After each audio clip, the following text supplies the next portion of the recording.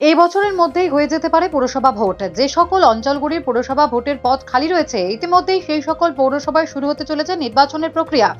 নির্বাচন প্রক্রিয়া হবে হাওড়া, বালি, দুর্গাপুর কর্পোরেশন, হলদিয়া, পাঁশকুড়া, নলহাটি, ডোমকল, কুরপাশ ক্যাম্প, পূজালি, রায়গঞ্জ, বুনিয়াদপুর, ধূপগুড়ি, কার্শিয়াং, কালিম্পং, মিরিক।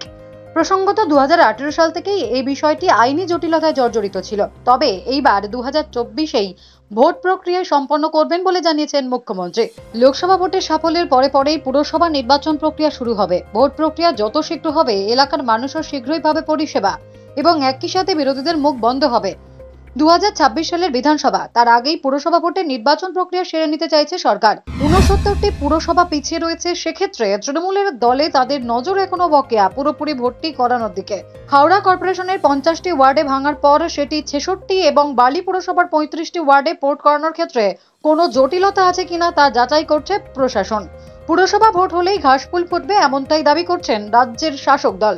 সব মিলিয়ে বকেয়া 2026 সালের বিধানসভা নির্বাচনের জন্য কোমর বেঁধে ঝাঁপিয়ে পড়তে চলেছে তৃণমূল।